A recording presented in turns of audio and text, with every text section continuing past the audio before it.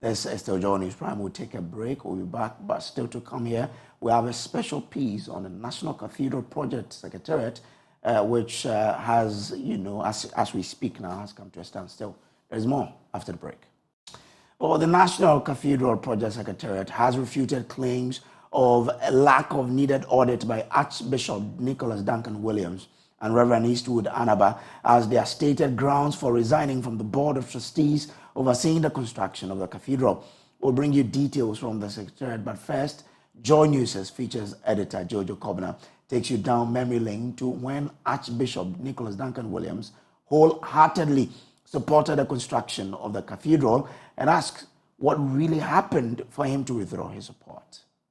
We therefore pray that his hands will not be weary, but his hands will be strengthened to execute this charge of Elohim.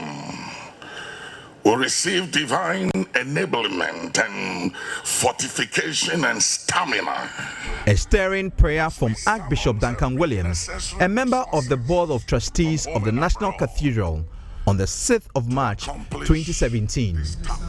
A Catholic priest then blessed the National Cathedral grounds with sprinkles of holy water. All was set for the construction of the National Cathedral. Archbishop Duncan-Williams, on his fundraising rounds, pledged to support the president to fulfill his promise to God.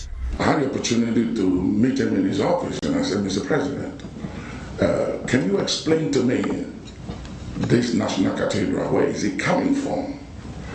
And after hearing him, and I looked him in the eye, and looking into his eye, I could see into the soul. And when he said it was a vow I made to God, and I need you to join the team to help me honor that vow, I knew that it was a God thing.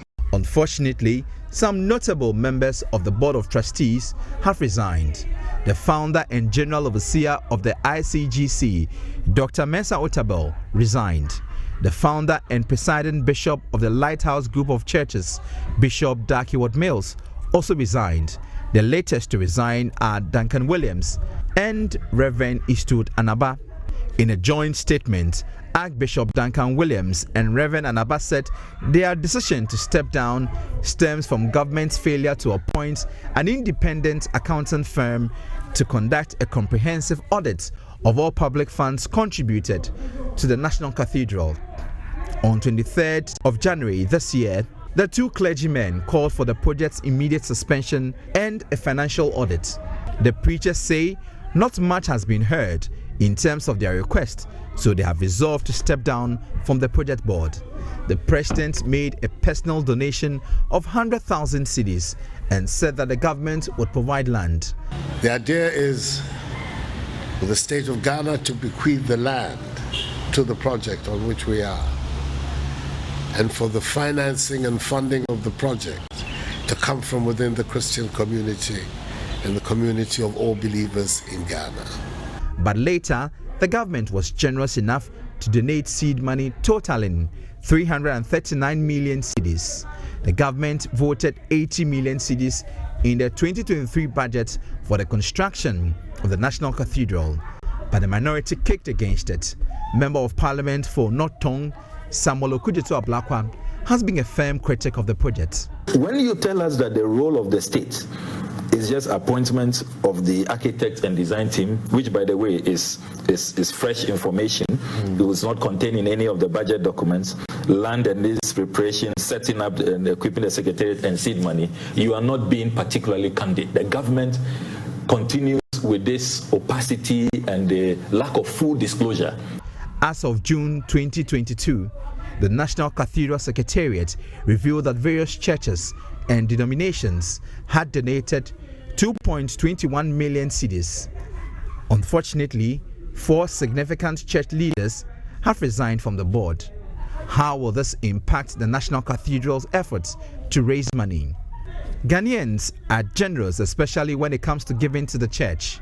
So if only 2.21 million cedis has been realized from various churches, then what does this mean?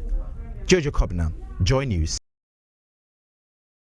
Well, the board has released, or the Secretariat has released a statement in reaction to this. Let's share with you some part of it. Now it says, the attention of the Secretariat of the National Cathedral project has been drawn to a letter addressed to the President, cited in the media before board members received copies of the resignation of two of the members of the board, Archbishop Nicholas Duncan-Williams and Reverend Eastwood Anaba.